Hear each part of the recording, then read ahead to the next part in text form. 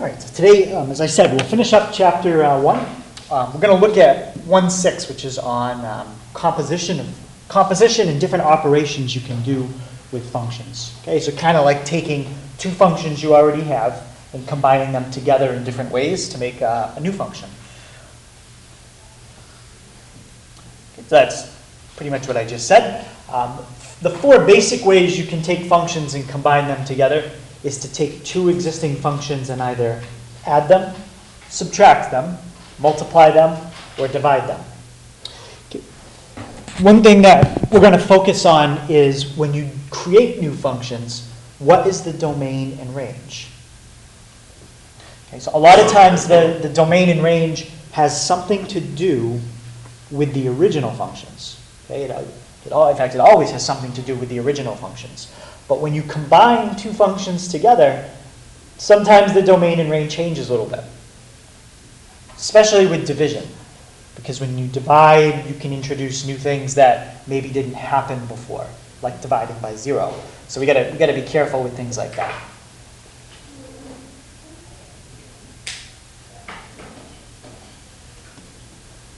All right, so here's two functions. F of x equals x squared, and g of x equals the square root of x plus 1. Okay. If I wanted to combine these functions with addition, okay, literally all I would do is take f of x, g of x, and put a plus sign between them. There's no like terms there, so there's nothing I can combine. But that's a new function. Okay, f of x plus g of x is x squared plus the square root of x plus 1.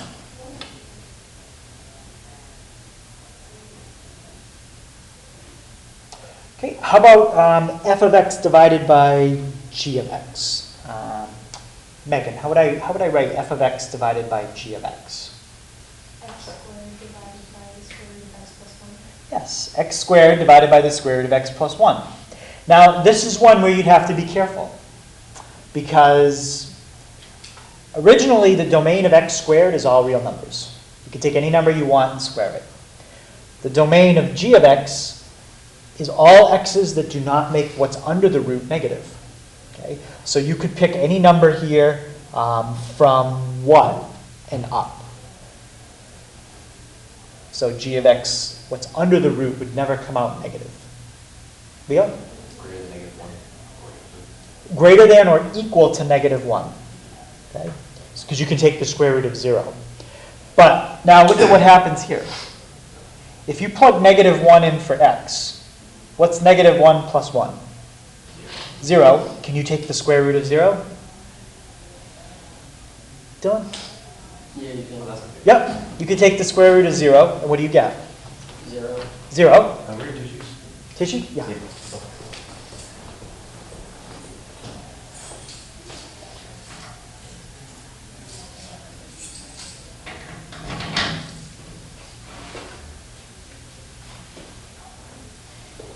And what happens if you take the square root of 0, you get 0, but then where would the 0 be?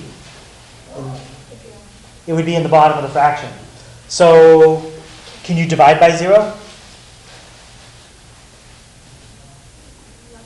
No. You can't divide by 0. So this is one where we'd have to be careful with the domain. Okay? And there's more examples on page 58.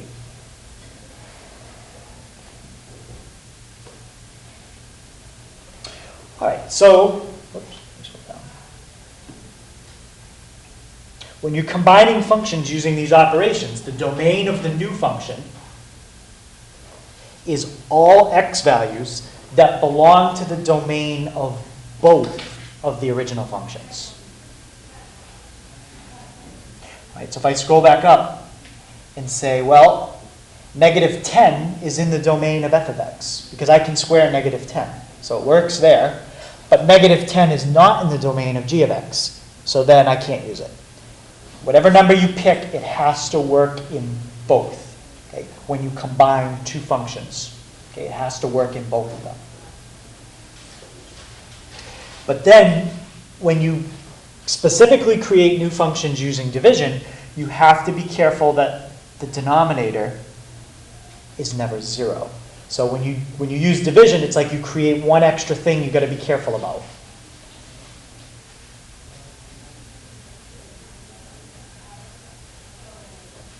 Okay, make sure the denominator is never equal to 0.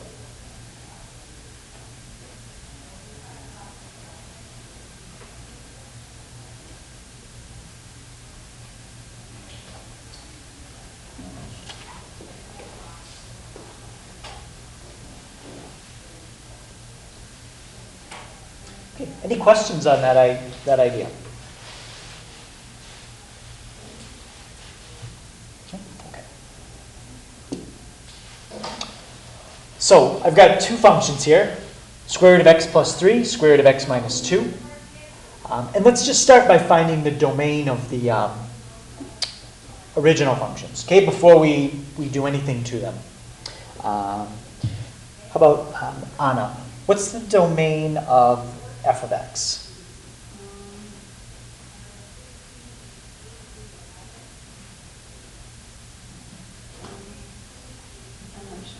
Not sure? Is there anything you have to be careful about with square roots? What are you not allowed to do with a square root? I don't know. Not sure? Can you even help her out? What can't you do with a square root if you're using real numbers? Jay? Have a negative. Right, you can't take the square root of a negative number. Right? So now knowing that this part has to always be 0 or higher, could you tell me what numbers now you're allowed to pick for x? So you can pick anything greater than or equal to 3. How about 2? If you plug in 2, would you get, and you did the arithmetic out, would you get a number bigger than 0? So 2 is okay as well. So not greater than or equal to 3, but Greater than or equal to negative 3. negative 3, yeah. So that symbol means you can pick any number from negative 3 to infinity. How about the domain on square root of x minus 2? What numbers could you pick there? Yeah, Shauna? Numbers greater than or equal to 2. Yeah, anything that's 2 or higher. You can't pick 0, you can't pick 1, but you can pick anything 2 or higher. Now that we know the domain of the originals, when we start to combine them, we can figure out the domain of the new function. All right, so let's start with f of x plus g of x. Jay, and how would you write f of x plus g of x? The square root of x plus 3 plus square root of x minus 2. Yep, and is there anything you can do with that? Could you square both of them? You could, but that would change the value. So we have to, the only thing we could do is like if we could combine like terms or something like that. Could you just put them all under one square root symbol?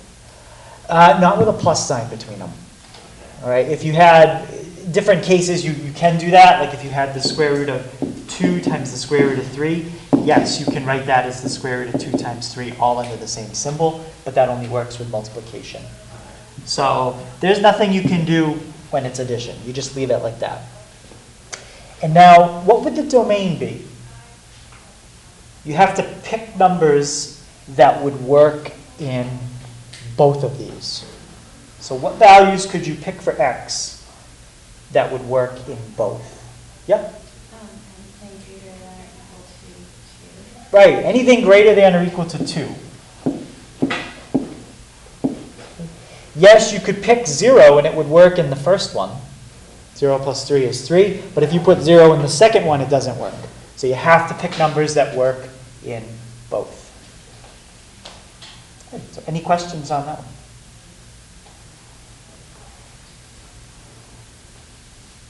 Just make sure it's not. All right, so f of x divided by g of x. How would we write that one? How about Megan?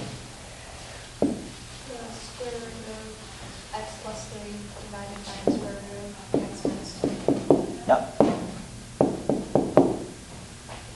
And now, again, same idea. you have to pick numbers that would work in both.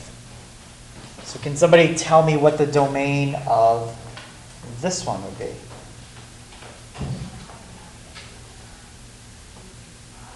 Yeah, Rebecca?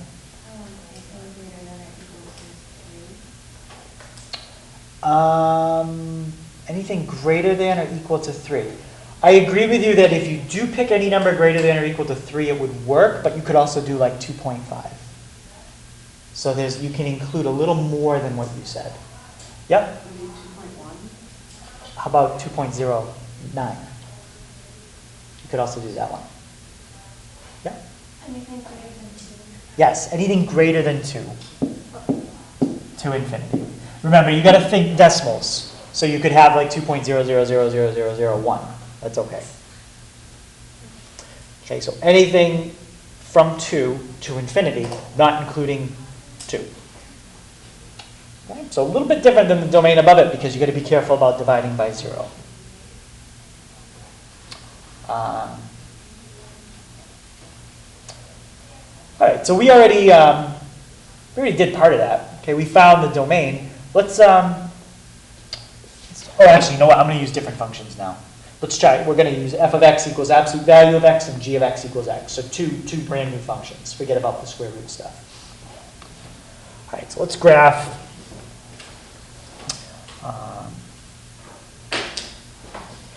absolute value of x, which is under math, number, first option. And I'm going to divide by x. Now, before I hit equals, let's think about what would happen if x was 2. If you plug 2 in for x into that equation I just typed in y1, what would you get?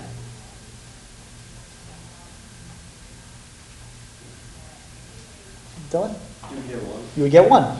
What if you plugged in 6? How about Tessa? What would you get if you plugged in 6?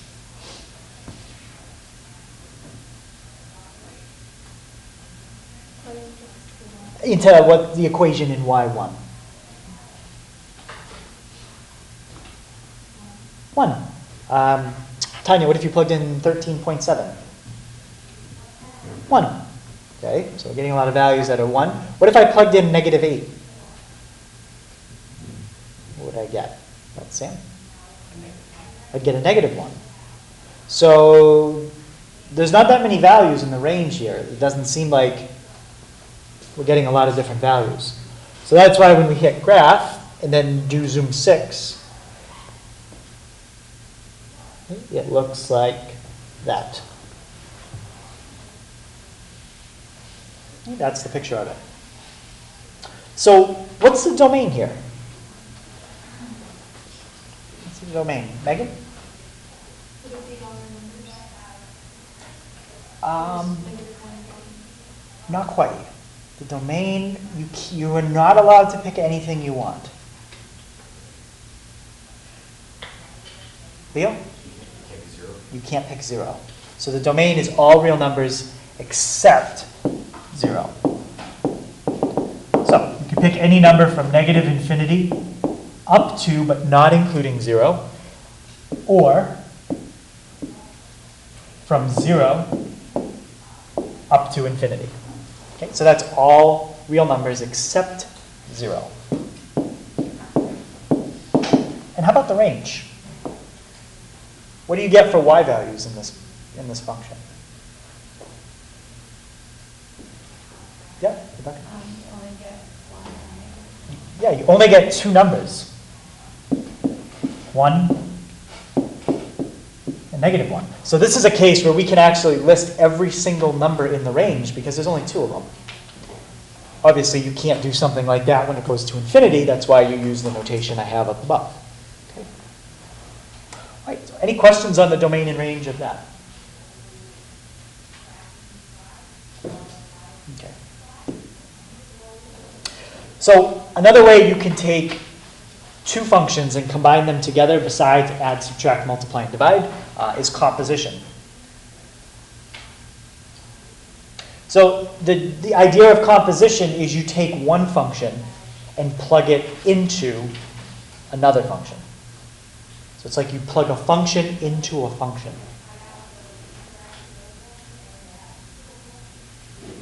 So I'll show you, let me show you an example. So I'm going to start off with these two functions. Okay, g of x is the square root of x. F of x is x squared plus 3.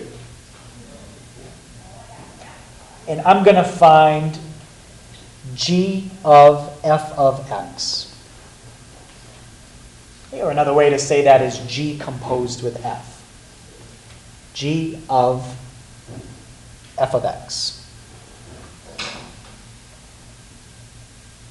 Okay, so what that means to do is in function g, like if I had g of 2, I would take the g function, and wherever I have a variable, I would plug in a 2. If I had g of, I don't know, q, that would mean everywhere I have a variable in the g function, I'm going to replace it with a q. Well, this means I'm going to take the g function, and everywhere I have a variable, I'm going to replace it with that, whatever f of x equals.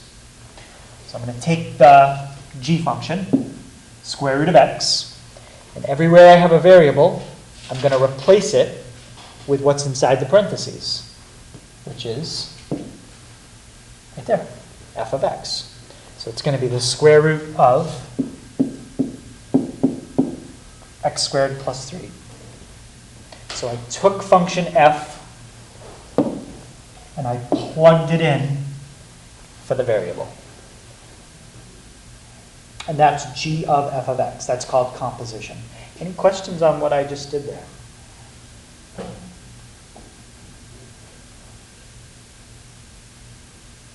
Wait, how about if I do it the other way around? Do you think I will get the same thing? No. Caleb, can you tell me what I would get if I did this the other way around? You would have the square root of x squared plus 3. Yep, the square root of x squared plus 3.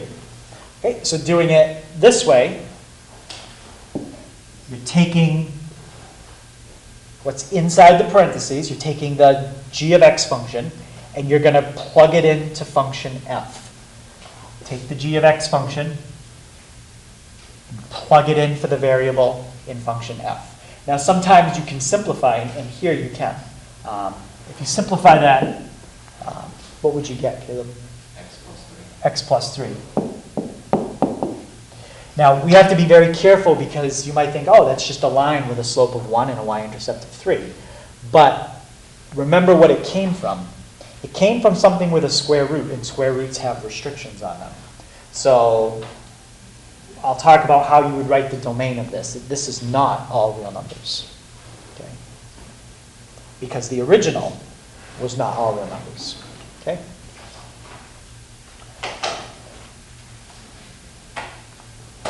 So we'll come back to the domain and range in a little bit.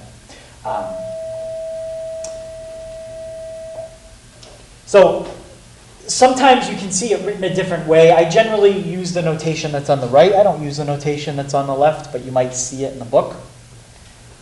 So if you see G with like a little circle and then F, that means to do what we just did.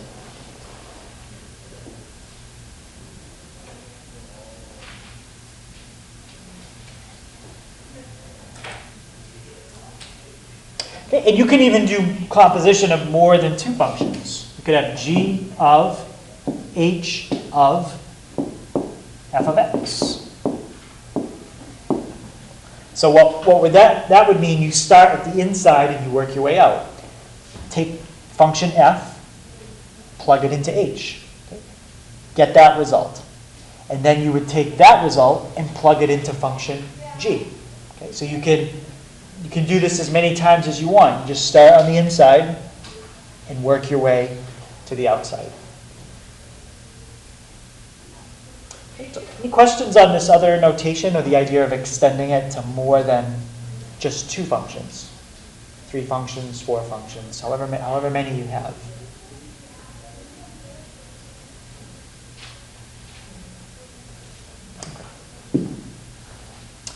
So when you do a composition, how do you figure out the domain? Okay, there's 2 steps.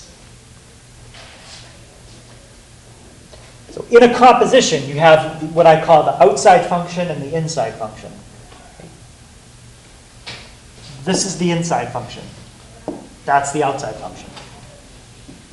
So first thing you do is look at the inside function and ask yourself, are there any values there that I need to exclude? Am I dividing by 0? Am I taking the square root of a negative? If I am, you've got to account for that first. So I'll get rid of any values that shouldn't be in the inside function. And the second step is to look at the composed function. Okay? Look at the new function you just created and see, are there any additional values you need to exclude? Okay? Did you somehow create a function that has division in it, and now you have to be careful about dividing by 0? Okay? Do you now have a square root in there somewhere where you have to be careful about taking the square root of a negative? Okay? Those are the kind of things you want to look for. So eliminate any values that shouldn't be in the inside function. Eliminate any other values that are in the new composed function. And after you do that, then write down your answer of what's left. Okay? And for now, we'll just do domain. Okay. If you can do domain, then range is easy. But, and we usually use the calculator to help us with the range anyway. The domain is probably the harder one to do. All right, so example 3. It says perform the operation. This one is just practicing with numbers. Okay, we're not even using letters here. So if I wanted to know f of g of 9, what would be the first thing I would do?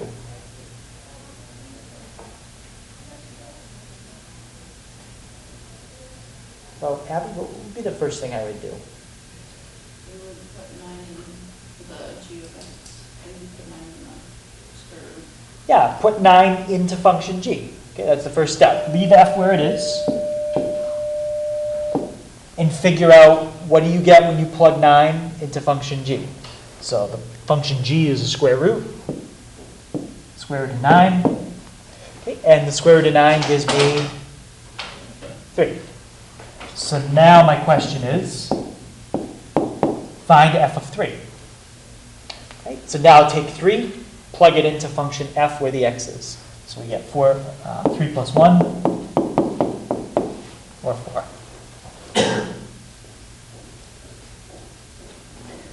Okay, so that's just an example with numbers. Questions on that?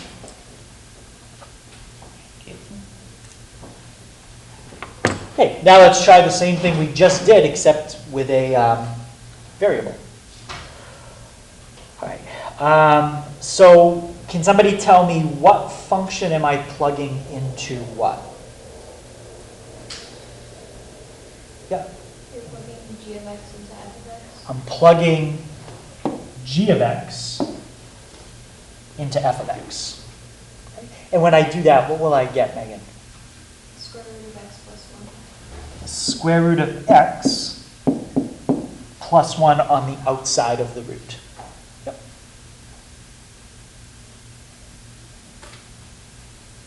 Okay, now let's try it the other way. G of f of x. So now you're going to take function f and plug it into g. Take function f, plug it into g. So Trevor, what would I get if I do that? The square root of x plus 1. Right, and it kind of sounds the same when you say it, but it's the square root of x plus 1 all under the root. So there's a big difference between those two. If you wanted to think of this in terms of transformations, hopefully you could kind of figure out what's happening here, this top one.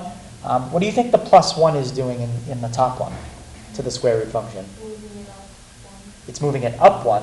What do you think the plus 1 is doing to the square root in the bottom one? Yep. Moving it to the left one. Moving it to the left one, yes. Yep. So it's completely different. Questions on that?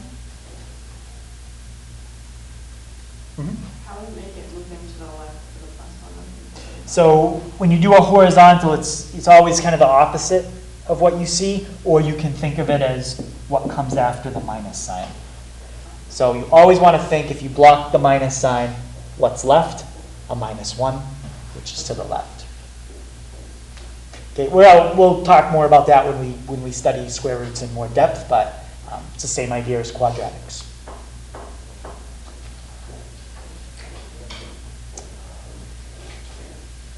All right, so let's try this one, and this time we'll also do the domain.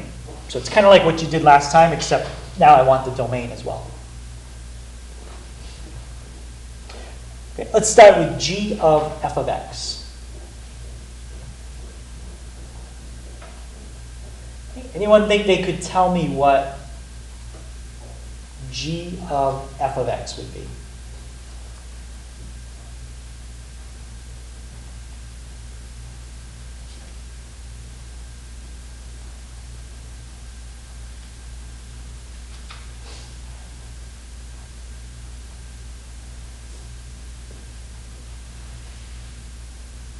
Yeah. Square root of x squared minus 1. Yes, the square root of x squared minus 1. Is there anything you can do to simplify that? Can't you factor x? No, because we don't have it. It's not common to both terms. Anything else we could do?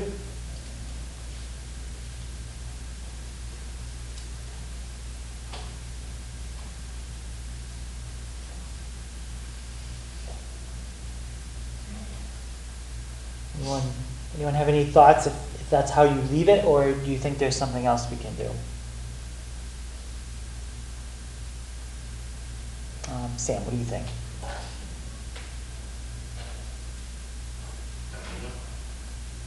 Not sure? What's that? I think it would be the same. I think yes. There's nothing you can do with that because you have a addition sign or a subtraction sign under a root. You can't take the square root of x squared unless it was by itself. This you could do something with, but not that. Okay, so that's g of f of x, and now I want the domain. Okay, so step 1 is to start with the inside function and ask yourself, are there any restrictions on f of x? Okay, so if you look at function f of x, Tanya, is there any restriction on the domain for f of x?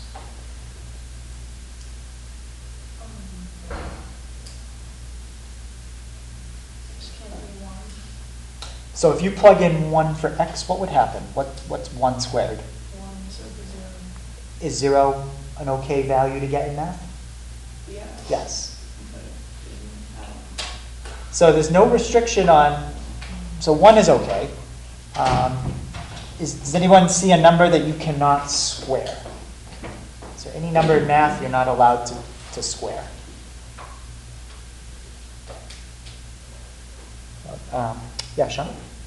No. You can square any number you want, so there is no restriction on, let's scroll down a little bit. There it is. There's no restriction on the inside function. Now let's look at the composed function. Is there any restriction you have to be careful about here? Yeah? you can't have a negative under the square root. Right, you can't have a negative under the square root. So we always want x squared minus 1 to be greater than or equal to 0. Or another way to think about that is you always want x squared to be greater than or equal to 1. So what kind of numbers can you pick so that when you square them, they're always greater than or equal to 1? Yeah? You can pick any number except for 0. How about a half? Oh. No, if you square a half, you get a quarter. So a half wouldn't work here. And 0 wouldn't work either. Anyone think they know how to say what numbers you can pick? Yeah? X is greater than or equal to 1. Okay, I agree. You can pick any number greater than or equal to 1. How about -3?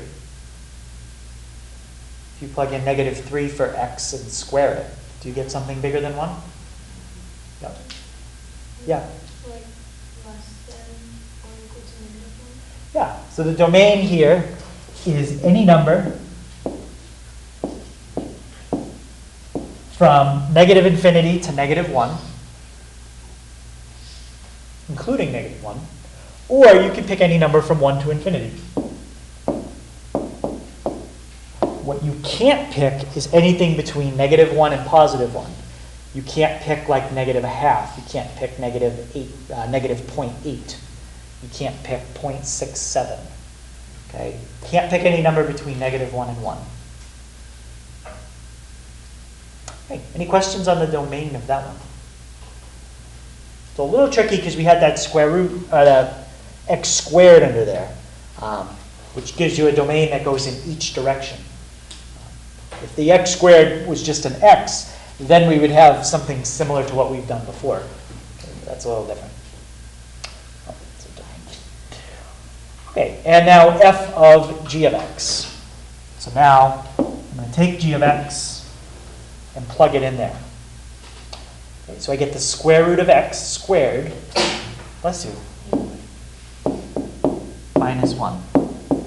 Is there anything I can do with that?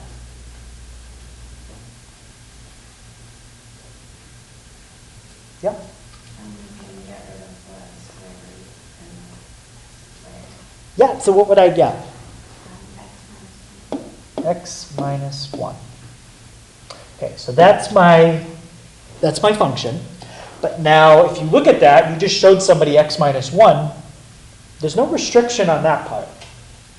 So going back to this, if you look at the composed function, there's no values you need to worry about. But this is the important one here. Any values that were not in the inside function. Okay, the inside function was g of x. Is there any restriction for the values of x you're allowed to use there? Yeah? It can't be negative. So what can it be? All positive, no negative. And we left something out. And 0. And 0. So you have to pick non-negative numbers, right? Any number from 0 and up. So you wouldn't get that restriction just by looking at the final answer. You have to go back to the original inside function, and that restriction carries over to the final answer. So the domain is any number from 0 and up. And you could type it into your calculator that way too, and it'll correctly graph the restriction. If you put these into your calculator, and this will be something new I haven't shown you. So if you put in x squared minus 1, okay, and we're going to call that y1. Into y2, I'm going to put square root of x. Now, I don't care about either one of those graphs individually. I care about composing them. So what I'm going to do is highlight the equal sign, and I'm going to shut that graph off. And I'm going to highlight the equal sign, hit enter, and shut that graph off. Okay. What I care about is what I'm going to put in y3, and that's going to be the composition. So let's see. We've got, this is y1. This is y2. Okay. And what I want to do is basically plug y2 into y1. Okay. That's the composition. So the way I can do that, let's see. If we take,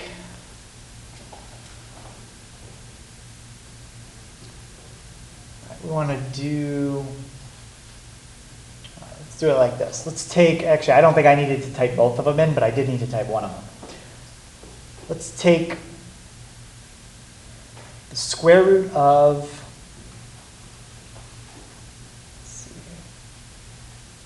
let's take y2. So what I'm going to do is press vars. I'm going to go to yvars, function, and I'm going to take what's in function 2. And now I'm going to plug that into function 1. So I'm going to take and square it and subtract 1. Okay, so I actually didn't need to type in y1. I did need y2 though. So I'm taking y2, I'm squaring it and subtracting 1. And the calculator will know what to do for the domain. It'll graph it correctly. So notice I get a line, well actually I get a ray. Okay, it starts at -1 on the y-axis and it only goes in one direction. What would happen if all I did was type in the final answer instead of the way I did it? What if I typed in x minus 1? Yeah. Like, give you all the numbers. Yeah. Okay, so what I just had is correct, but if you type in the final answer that you have, what it's going to do is it's going to draw the line in both directions, and it shouldn't be, because there was a restriction on the domain. Okay. So any question on that? So that's how you can, if you've got a function already typed in, and you want to do something to it, you can just go to vars, yvars, and then function. And then so if your function was really, really, really complicated, and you already typed it in, and you wanted to say square it, you could just pick that function and hit square, and it'll do it for you. Okay. All right, so the range, a lot of times what we're going to do is use the calculator to kind of help us with the range. But if we're trying to think about it by hand, the first step is to figure out the domain. The next step is, once you know the domain, if you plug those numbers in for x, what kind of answers do you get for y? Right. So once you know the appropriate values you should be plugging in for x, what kind of answers do you get for y?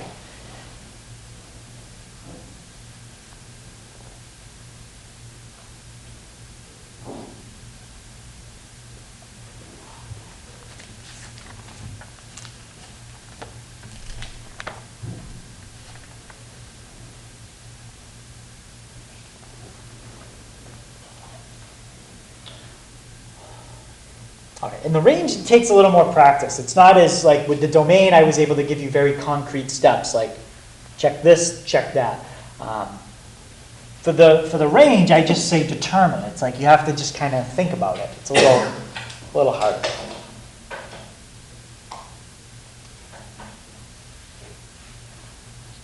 All right, we don't have to do these both ways. Why don't we decide? Do you want to do the first one or the second one? Which one? First one. Okay, let's do g of f of x.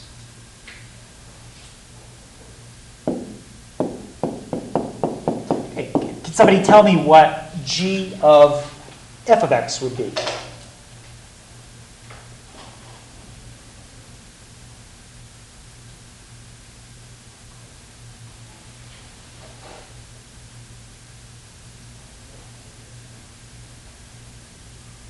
Sam? Square root of x minus 3. And can you be a little more specific how you say it so I know how to write it? Square root of x. And then outside. Yes. Because if you did it the other way, it would also be square root of x minus 3, but the root would go over the whole thing. Okay, so there's my composition. Look at the inside function. Are there any restrictions on f of x? Yes, yep, there are restrictions. Rebecca, can you tell me what the restriction is? Can't be negative, so it has to be greater than or equal to 0. Yes, x has to be greater than or equal to 0. Now look at the composed function. Is there any restriction there?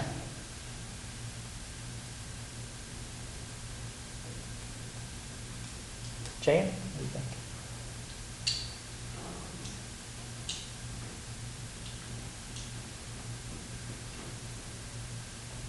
What are you looking for when you're trying to figure out if there's a restriction? What are the two main things I said to look for?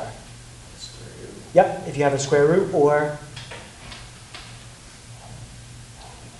a fraction.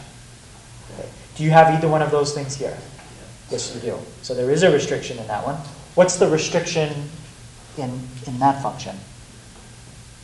That just has to be anything greater than equal to 0. Yes, it's the same restriction we had in the original function. So that means we didn't get anything new that we have to be careful about in the composed function, just the same thing we have to be careful about in the original function. So the domain is everything from 0 to infinity. Now square root functions, if you don't transform them or do anything, generally look something like this. They kind of start to level off, but they never really do. So this one has been shifted a certain way. So if you know the domain and range of the original square root function, you can kind of think, well, I'm just shifting everything down 3. If you're not sure, let's just try some different values for x and see what we get. Anna, what do you get if you plug in 0 for x? 0 minus 3? Negative 3. And that's going to be this point right here. That's the smallest value you'll ever get in the range. What's the highest? Think about how high x can go, and think about what you would get if you plug that in for the square root of x. There isn't a determined highest because it goes into infinity. Yeah, it goes to infinity. You could take the square root of 1,000,000 and subtract 3, the square root of 1,000,000,000 and subtract 3. It's just going to keep getting higher and higher. So your range is from negative 3 to infinity. If you weren't sure, you're kind of having trouble figuring out the range, okay, you could always just clear what we have here and just type in the square root of x minus 3. Square root of x minus 3. And it's okay to type it in that way because there's nothing I simplified here. It's not like I had a square and a square root and it canceled out in the final answer and I lost, that fact. That's perfect to type in like that. And you can see it's a square root function starting at negative 3 on the y-axis and going up slowly. Okay, so any questions on that? Okay.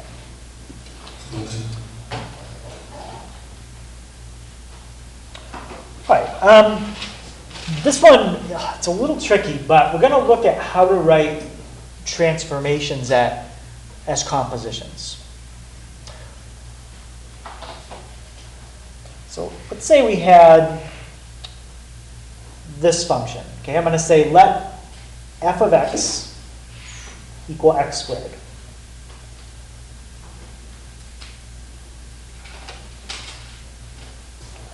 So I'm going to start with that.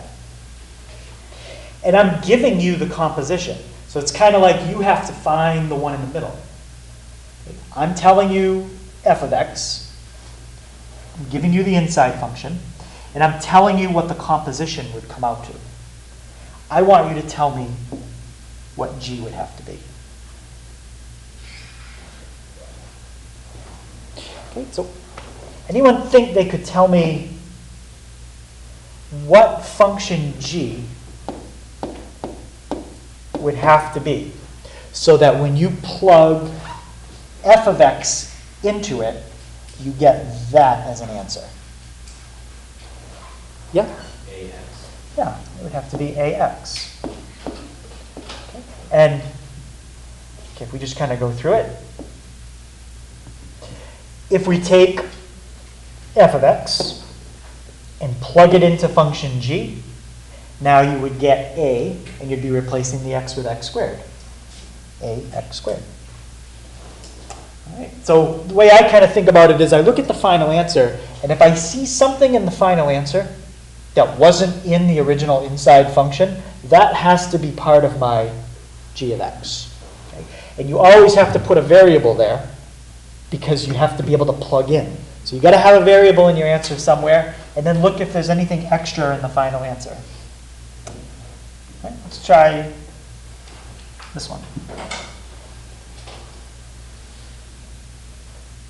So f of x is still x squared, but the composition is x squared plus k. So what would g of x have to be here? Yeah, Sean? Yeah, x plus k.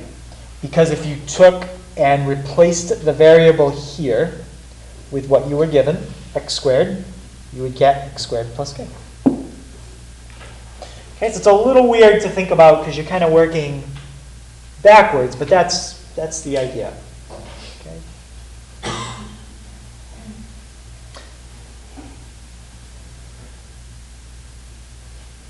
And what we really did there is we wrote, you could think of that as a transformation. That's a parabola shifted up k units.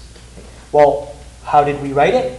We wrote the transformation in that notation, g of f of x. So it gives us a way to write a transformation of shifting up k units as a composition of two different functions, in this case, g of f of x.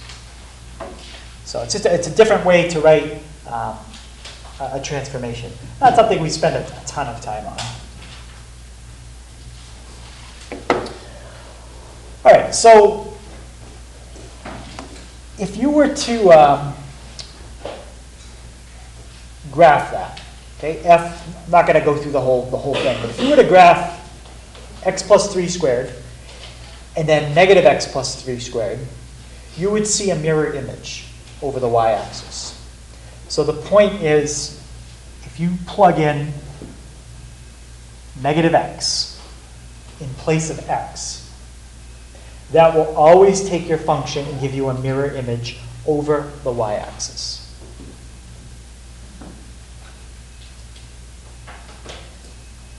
Now, there's a difference between putting a negative inside the parentheses in front of x and then putting a negative on the outside. We did that yesterday. Does anybody remember what that did? Putting the negative on the outside? Yeah? Reflected over the x-axis? That reflected it over the x-axis. Okay?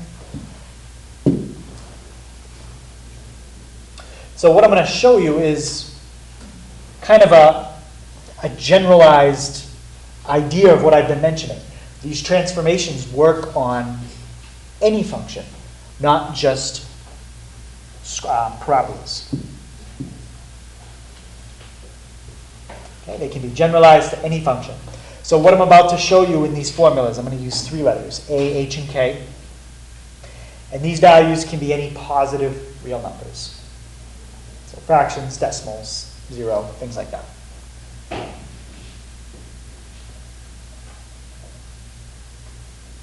So I'm going to show you the basic function on the left, and then what happens when you transform it. So the one basic function or form, one transformation you can do is a vertical stretch or shrink. How does that work? It involves multiplying the entire function by a number. So 3x squared versus x squared. It's a vertical stretch by a factor of 3. If you want to shift a function up or down, all you do is take your function and put plus if you want to shift up, or minus if you want to shift down. Put that on the end.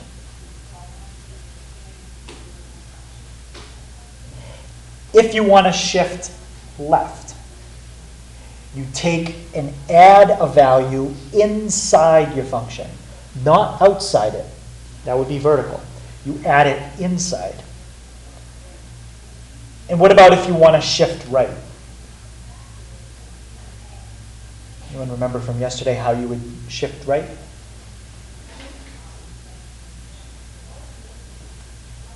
Yeah, Jane? Negative h instead of parentheses. Right. If you want to shift right, you subtract a value, but it's inside the function. You do it right next to the x, not outside the function. Okay, so big difference between horizontal and vertical shift. Vertical shift, you plug in a value for x evaluate it using your function, and then add or subtract. Horizontal shift, you first add or subtract the number to x, and then you plug that into your function. Okay, so that's the difference between horizontal and vertical shift. If you want to reflect over the x-axis, you put a negative in front of your function. To reflect over the y-axis, you put a negative inside the function.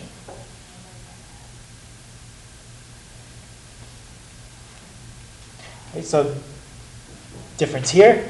If you gave me a number and I was doing a reflection in the x-axis, first I would plug the number into my function, and then I would throw a negative in front. If you wanted me to reflect in the y-axis and you gave me a number, the first thing I would do is take the number you gave me and make it negative, and then plug it into my function. So if you wanted to think of it like arithmetic-wise, that's the difference.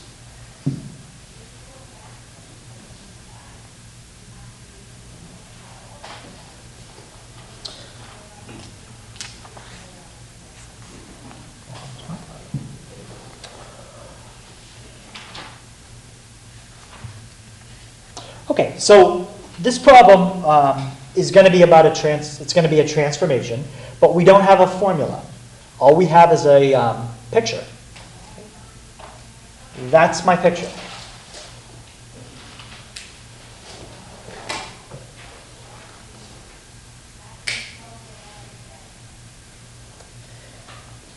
Okay. Any questions on that graph?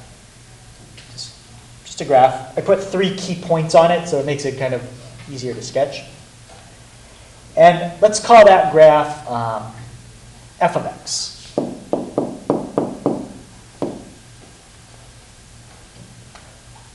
I want to do that to it. Let's just identify what I'm doing to that graph. What's the +1 inside the function going to do? Yep.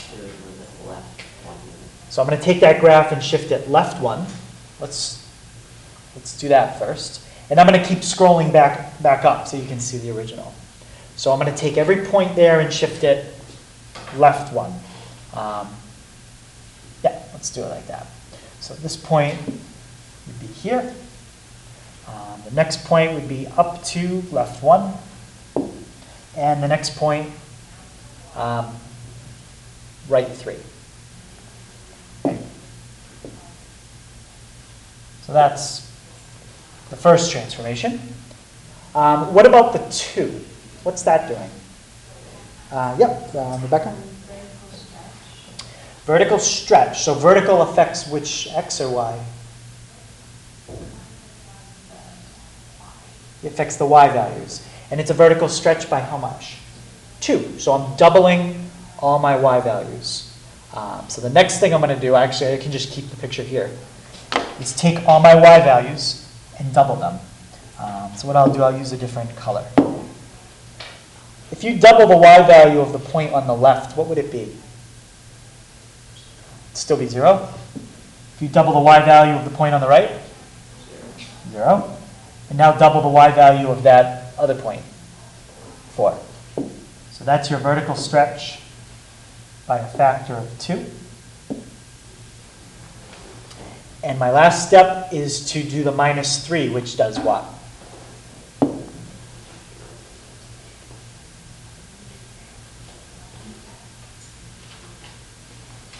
Well, yeah, -3. It'll move it down 3, I guess. It's going to shift it down 3. So down 3, down 3, down 3. So the graph in blue is the final answer. And so this problem is really just testing to see, do you understand how to sketch a graph when you don't even have a formula for it? All you have is a random shape, and you have to manipulate it using transformations. Okay? And that's how you do it. Each shape wouldn't be much more complicated than that. They keep the shape simple. All right, so the last problem we're going to look at is about a balloon being inflated, and the rate that it's being blown up, it's expanding at 2 inches a second. And we're going to assume that that rate never changes. If the rate of expansion was changing, then this becomes a calculus problem. We have a constant rate of expansion. It's just going to continually grow at 2 inches per second. We're going to assume, even though it doesn't make 100% sense, that before we started blowing up the balloon was a radius of 0. It wasn't even blown up yet. So we'll just say I had a radius of 0. I want to find an algebraic representation for the volume of the balloon as a function of time. So in other words, you tell me how many seconds have gone by. I'll plug that into my formula, and I'll tell you the volume of the balloon. And then we'll use that formula to find the volume after 5 seconds. Well, the first thing that we're going to need is if we're blowing up a balloon and we're going to assume it's a spherical shape, is we need the volume of the sphere. So the volume is 4/3 pi r cubed. And this is volume as a function of the radius. So this formula says, you give me the radius, I'll tell you the volume. That's not what I want. I want to figure it out so you give me the time, and I tell you the volume. So we need to come up with a formula that calculates the radius of the balloon as a function of time. Anyone think they could give me a formula that would calculate the radius of the balloon as a function of time? Leo?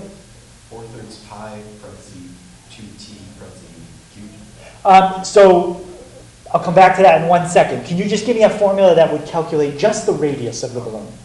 So like you said, 8 seconds, and I said, okay, I'll plug in 8, here's the radius. 2 times t. So there's a formula that gives you the radius as a function of time.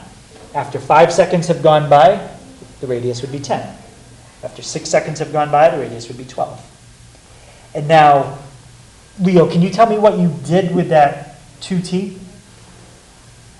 I plug it into the volume, into v of r for r.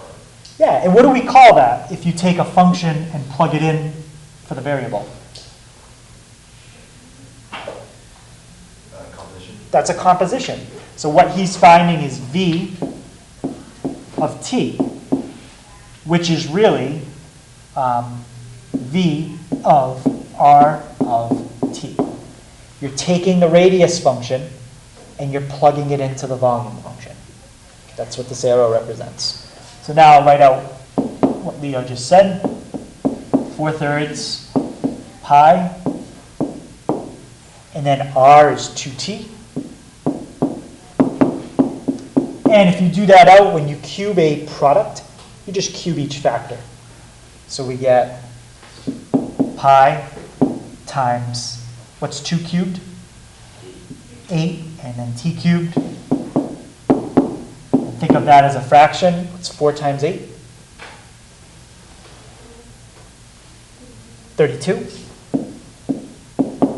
So I get 4 times 8 is 32 times pi times t cubed over 3 times 1.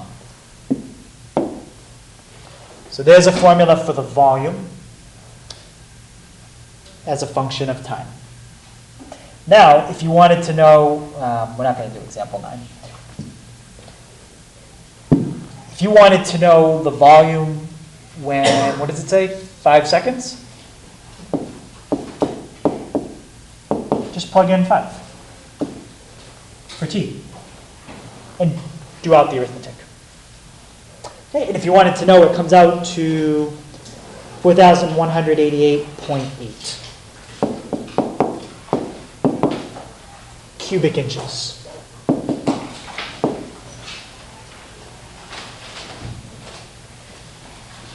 Okay, so that's an example of creating a composition to solve that word problem. Okay, any questions on that? All right. Okay, so homework tonight, page 66, is the last homework in chapter 1. It's 1 through 3, 6, 8, 13 through 15, 22 to 25, And then 32, 40, 44, 57, 63. Okay, so we'll look at that tomorrow. Don't forget, my extra help is also tomorrow, so if anybody needs any help before the test on Friday, I will be after school tomorrow.